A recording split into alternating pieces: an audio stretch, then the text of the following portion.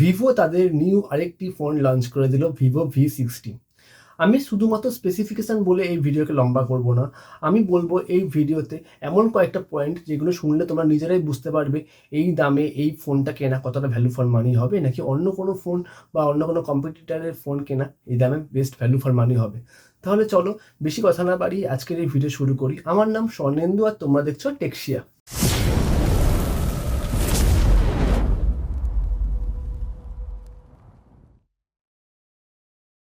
Video শুরু করার আগেই বলে দিই, এটা কোনো পেইড প্রমোশন ভিডিও না যে কোম্পানির বলা কথাগুলি আমি বলবো বা কোম্পানির ভালো দিক বলবো, শুধু খারাপ দিক বলবো না, এমনটা নয়।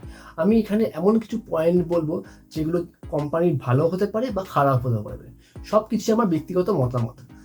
এই তো কয়েক মাস আগেই ভিভো তাদের মিনি ফ্ল্যাগশিপ ফোন লঞ্চ করলো, ভিভো X200FE।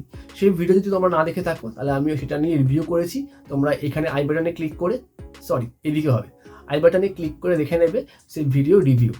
ভিভো X200FE এই ফোনটার মতনই ভিভো V60তেও রয়েছে তিনটি ক্যামেরা সেট আপ। 50 মেগাপিক্সেলের মেন ক্যামেরা, 50 মেগাপিক্সেলের পেরিস্কোপ টেলিফটো ক্যামেরা এবং 8 মেগাপিক্সেলের আল্ট্রাওয়াইড ক্যামেরা।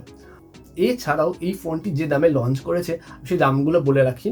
এই ফোনটির বেস ভেরিয়েন্ট মানে 8GB প্লাস 128GB ভেরিয়েন্ট তোমরা পাবে 37,000 ইন্ডিয়ান রুপিসে।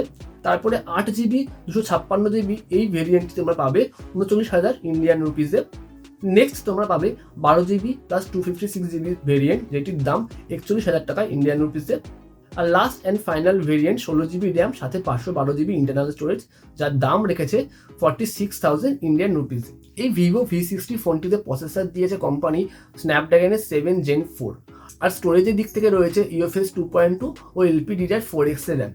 এই দামের মধ্যে মানে 37,000 ইন্ডিয়ান রুপিসে এই রকম জিনিস একদমই জাস্টিফাই করে না এবং একদমই ভ্যালু ফর মানি না। আমি মানছি ভিভোর ক্যামেরা অনেকটাই ভালো নর্মাল সব অন্যান্য কম্পিটিটার থেকে, তাও শুধু ক্যামেরা ভালো করলে তো হবে না।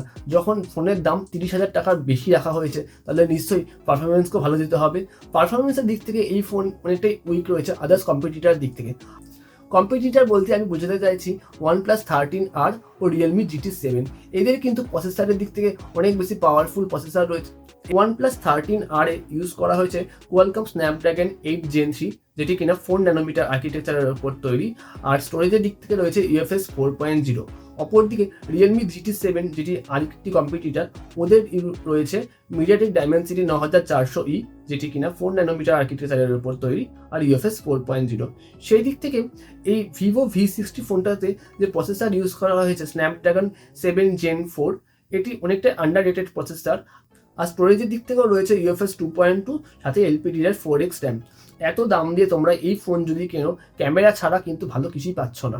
যেমন প্রসেসরও দুর্বল, তেমন স্টোরেজ টাইপও দুর্বল।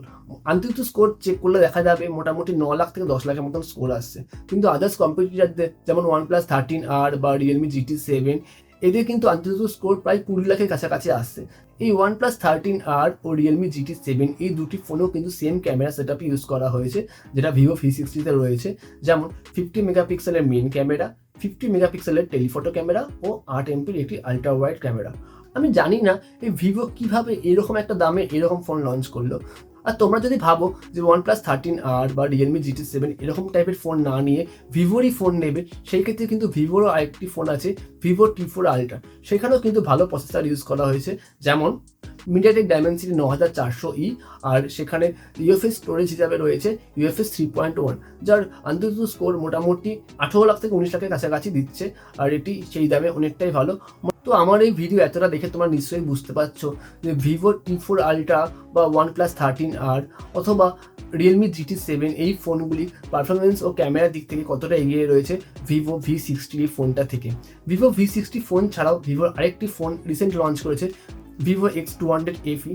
তার ক্যামেরাও কিন্তু এই ভিভো V60 মতনই সেম, যেমন 50 মেগাপিক্সেলের মেন ক্যামেরা, 50 মেগাপিক্সেলের পেরিস্কোপ টেলিফটো ক্যামেরা ও 8 মেগাপিক্সেলের একটি আল্ট্রা ওয়াইড লেন্স, আর ফ্রন্টে রয়েছে 50 মেগাপিক্সেলের একটি সেলফি ক্যামেরা। তবে এই প্রাইসে কম্পিটিটারের মধ্যে আরও একটি ফোন রয়েছে স্যামসাং গ্যালাক্সি S24FE। আমি তোমাদের স্যামসাং গ্যালাক্সি S24FE ফোনটা নিতে বলবো না, কারণ এটি স্যামসাংয়ের ফ্ল্যাগশিপ ফোন হলেও আদার্স কম্পিটিটার থেকে এরা একটু পিছিয়ে আছে। আমি এর জন্য স্যামসাং গ্যালাক্সি S24FE ফোনটি নিতে তোমাদের সাজেস্ট করবো না, কারণ ভিভো V60 ফোনটা ছাড়াও কিন্তু তোমরা আদার্স অনেক ফোন পেয়ে যাচ্ছ যেগুলো অনেক ভ্যালু ফর মানি প্রোভাইড করছে এই প্রাইসের মধ্যে। তো এই ছিল আজকের ভিডিও। আশা করি তোমরা এই ভিডিও থেকে ক্লিয়ারলি বুঝতে পেরে গেছো আমি কোন কোন ফোনগুলোর কথা বলছি আর কোন কোন ফোনগুলো কিনলে তোমরা কখনোই ঠকবে না আজকের এই 2025 সালে দাঁড়িয়ে। তাহলে আজকের এই ভিডিও এতটাই। যদি ভিডিওটা ভালো লাগে তাহলে প্লিজ একটি লাইক, শেয়ার আর সাবস্ক্রাইব করতে ভুলো না। আজকের মতন এখানেই, দেখা হবে পরবর্তী কোনো ভিডিওতে। টাটা।